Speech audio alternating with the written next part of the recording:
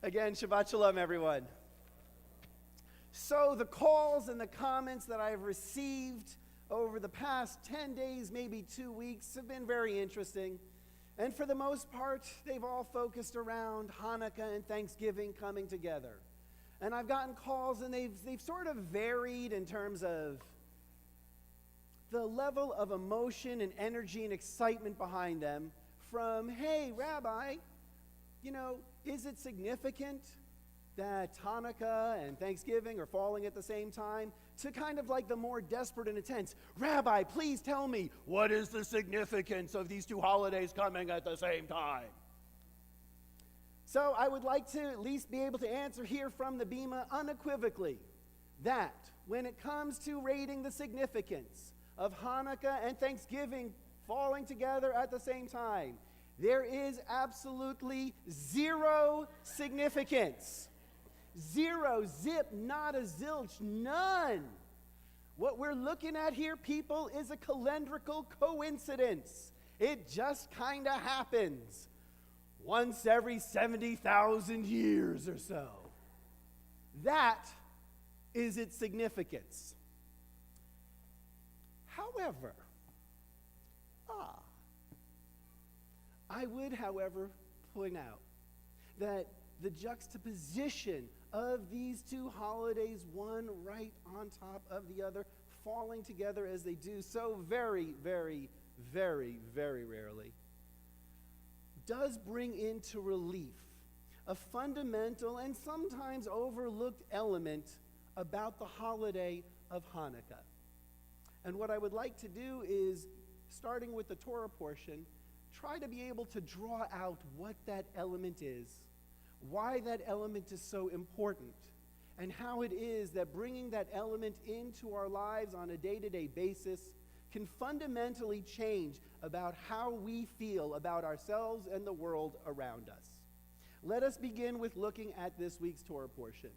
It is, I think, fair to say that when you look at this week's Torah portion and you look at all the things that happened, it is fair to note that this week is an utterly miserable Torah portion.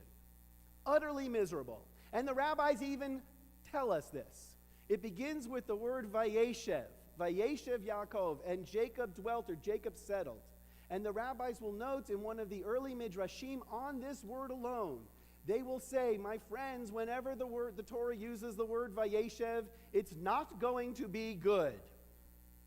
And they then quote a whole series of times in the Hebrew Bible where the word Vayeshev is used, or Vayeshvu if it's the plural, and note that whatever follows after is disastrous. One of the most famous examples being in the book of Numbers, when the Israelites settle near where the people of Moab are, and the Midianite women come and the Israelite men go, and it's not good. And they fall into idolatry, and the Torah will then have them be punished. So, the rabbis tell us, this is going to be bad. But let's understand that they do have a little bit of a gift for the understatement. Because when they say it's going to be bad, they don't tell us exactly how bad it's going to be. And here, if you look at the Torah portion, it is bad and miserable for just about every single person in the Parsha. Let's just start with Jacob. How does Jacob fare in this week's Torah portion? Pretty poorly. He makes the mistake, thereby visiting upon his son Joseph, the mistake that his parents made, favoring one son over the other. It didn't go well for him with his brother. Why he thinks it's going to go better for Joseph and his sons, or his brothers, no idea. He favors Joseph, and his brothers will hate Joseph. And they will trick Jacob into thinking that Joseph was killed by a wild animal. And Jacob will be inconsolable. So, not good for him. How does it go for Joseph in this week's Torah portion? Well, quite honestly, it's kind of a mixed bag. Yeah, he keeps seeming to kind of rise above the situation, but he is thrown into a pit by his brothers because they want to kill him. They sell him into slavery. He's accused of having raped a woman, and he languishes in prison even after helping someone who promises to remember him. And the parsha goes on and on and on like this. This is a parsha where some of the strongest emotions that we ever see in the Torah all get played out within these brief chapters. We have betrayal, we have hatred, we have jealousy, we have manipulation, we have deceit, we have lying. It is a veritable collection of the 7 deadly sins, if you will, right there. And it leads all to the same place: pain and suffering and a sense of just hopelessness. This is, as I said, on one level, an utterly miserable Torah portion. Now, within the grand scheme of the book, it is meant to be, because the process of uplift will begin in next week's Torah portion. So if you leave here feeling really depressed, make sure to come back next week, and you will feel better. But until we start reading next week, let's ask ourselves, how can we cope? How do we manage in our own lives when these kinds of things befall us? How do we manage and deal with our world when we are the object and we feel as if we have been betrayed, when we are manipulated, when we are deceived, when we are lied to? How do we deal with our strong emotions of a hate that's engendered and perhaps even deserved because of what others have done to us? How are we able to manage these strong emotions? How, in a sense, can we live our lives in such a way that these emotions do not take over our life and control us because they are so strong? How, in a sense, can we take ourselves to a different place? The rabbis offer a very interesting teaching that I believe gives us the insight into how to manage our lives on a day-to-day basis when we are in the throes of but the strongest emotions in our lives. There is a teaching in Rabbinic Judaism. It comes from a collection of teachings on the book of Leviticus, and it's about 1,800 years old. And in this teaching, the rabbis state the following. They say that when Olam Haba comes, when the world to come has arrived, all sacrifices, all of those sacrifices that we read about in the book of Leviticus, each and every sacrifice that were an essential part of the nation, a part of their daily, weekly, monthly, annual worship, all of those sacrifices will be gone in the world to come, save one: the thanksgiving offering. That offering remains, the rabbis say. And the rabbis say, when the world to come arrives, when we've reached Olam Haba, all prayers, all blessings will become irrelevant and unnecessary and left unsaid, save one prayer, save one blessing, the blessing of thanksgiving. Be it through the concrete offerings or through the less tangible but equally significant offerings of our mouths. The rabbis understand and connect Olam Haba, the world to come, with thanksgiving. Why? Some will say, let's take this literally. Let's just say that when we get to heaven, when we get to some future perfect time, we get to sit around and do nothing but offer up thanksgiving offerings and do nothing but offer up blessings of thanks. Okay, one way to read it. I'd like to suggest another. I'd like to suggest that what the rabbis are saying here is not what's going to happen when we get to some better time and some better place, referred to as Olam Haba. But what the rabbis are suggesting here is that if you want to get to a better time, if you want to get to a better place, the venue, the avenue for doing this is through thanksgiving. It's not the end of the process, it's the beginning of the process that takes us to where we want to go. That's the importance of giving thanks. It's not what we do when we get to heaven, it's actually how we get to a better place, is by offering thanks. for the things around us all of the time. Professor by the name of Martin Seligman, a very famous professor in psychology who's worked for a number of different universities and a number of institutions, among them the MacArthur Foundation, has written a book called Flourish. And in it, he examines what it is required for people to attain a sense of well-being. And interestingly enough, even though it was written 1,800 years after the rabbinic teaching, he comes to exactly the same conclusion. That if we want to flourish in our lives, if we want to be filled with a sense of well-being, if we want to be able to manage all the ups and downs that come within our life on a day-to-day basis, it starts, he says, with being grateful. And he notes at least two reasons why gratitude is so very strong and so very powerful. He notes that when we are grateful, what we do is we benefit from positive memories. When we tap into being grateful for something before us, it doesn't just make us aware of the fortune that we have to be able to have food on our plates, clothes on our backs, roof overhead. But beyond that, it taps into all of those positive memories with which we associate having been grateful. And it floods us and it can fill us with a sense of well-being, a sense of uplift. In addition, he notes that when we express thanks to another person, it strengthens our bonds with other people. And in doing so, gratitude is one of the simplest ways in which we are able to escape the existential aloneness that exists within our own heads. It is through gratitude that we have one of the most powerful means of being able to reach out beyond ourselves and connect with another human being in almost every single way, every single day of our lives.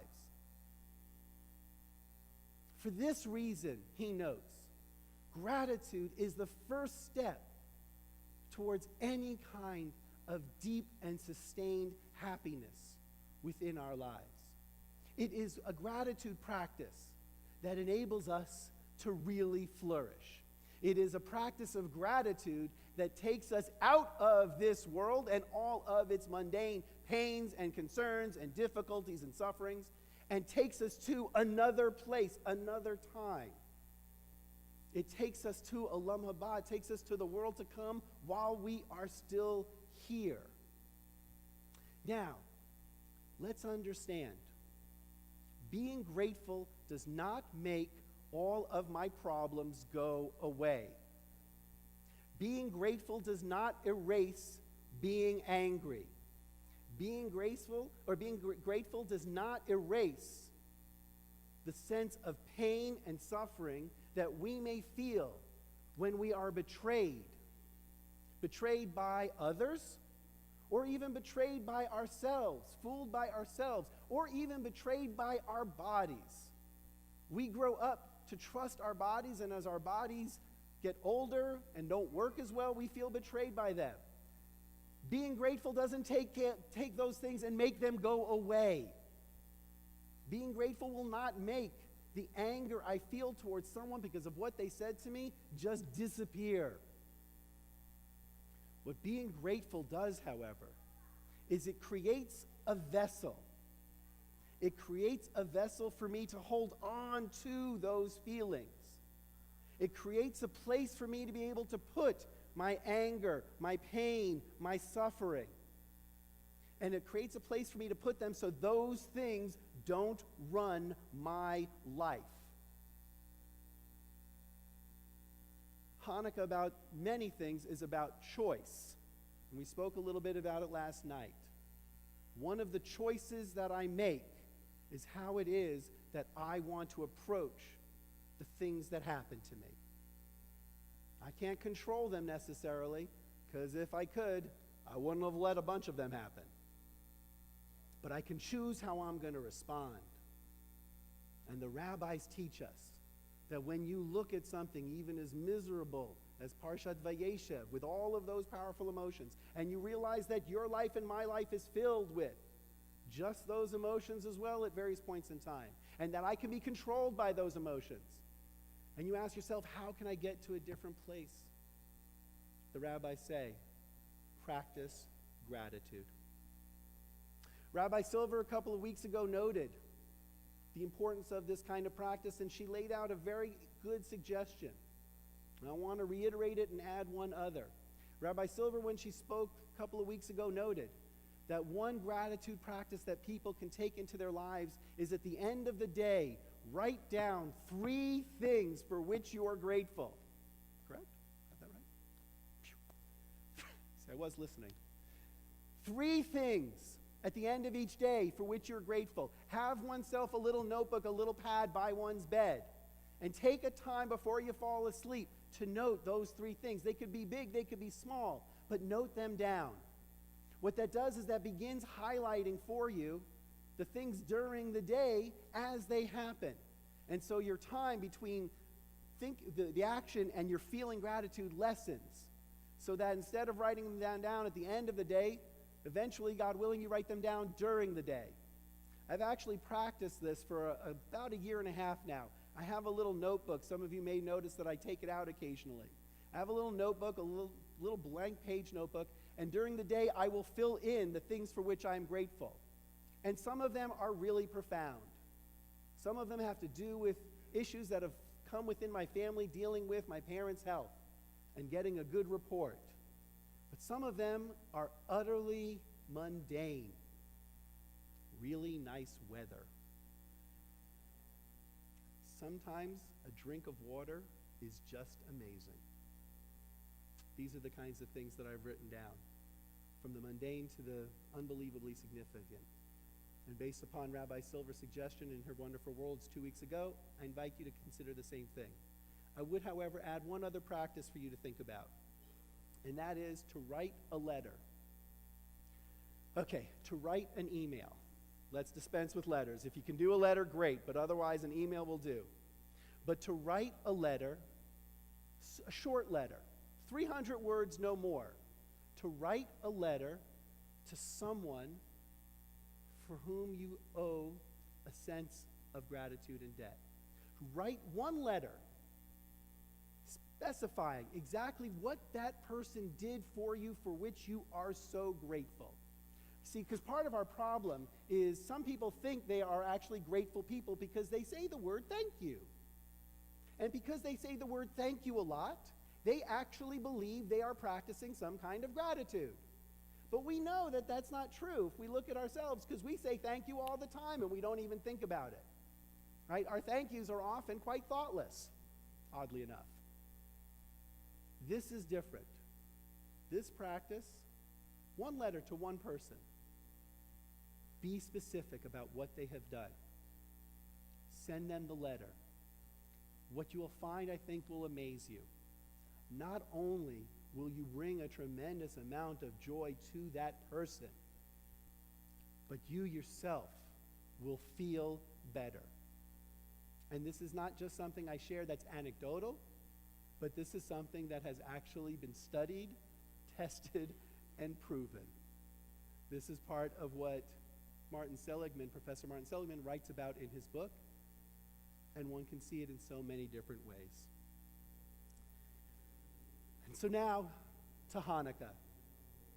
In what way does this in any way tie into this holiday? The fact that Hanukkah and Thanksgiving falls together caused me at least to really focus on what elements or in what way does Thanksgiving play a role in Hanukkah. And interestingly enough, once again, the rabbis get it right about 1,800 years ahead of me at least. And let me share with you how, and I shared with some other people a couple of weeks ago. On the holiday of Hanukkah, when it comes starting on Wednesday night, we add a prayer to our davening, to our liturgy, into the daily Amidah. Does anyone remember what that prayer is? It's referred to in the shorthand as Al HaNisim. And the prayer is a thanksgiving prayer for all of the great miracles and wonders and signs that God performed. And what's interesting about this prayer is where the rabbis choose to put it in the Amidah.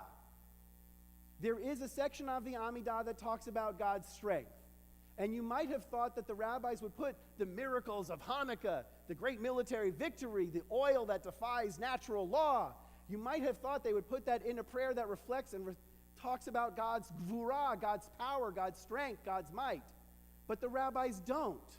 They take the Al Hanisim prayer, the prayer that we recite specifically to bring Hanukkah into our davening, into our daily worship. They take that prayer and they put it in the Thanksgiving section of the liturgy. Because, I will speculate, the rabbis were not so interested in us acknowledging God's power. They put it in the Thanksgiving section because they want us to be ones who can be grateful for God's blessings. That is the real miracle of Hanukkah. If we can develop our lives in such a way that we can be grateful for the blessings that we have received. And that is why I'd like to suggest that that prayer that signifies Hanukkah comes and is placed within the Thanksgiving section. We live our lives often in the following manner. We say to ourselves that we need to be happy, and if we are happy, what is the appropriate response when someone does something for you that makes you happy? Let's say they give you a gift, something that gives you a certain amount of pleasure. The appropriate response is to say, thank you. And so we live our lives as if we have to have the emotion first and we acknowledge it afterwards. Well, I would like to suggest that perhaps the opposite is in fact the case. Rather than start by being happy and then go to be grateful, maybe what we need to do, maybe what we need to try if we're to get beyond ourselves, if we're to be able to live a life where our anger and our pain and our suffering do not dominate us, maybe if we are to attain the Olam Haba, the world to come, here and now, maybe what we need to do is reverse that formula. And maybe what we need to work on is being grateful first, and then discovering, miracle of miracles, such gratitude brings us happiness.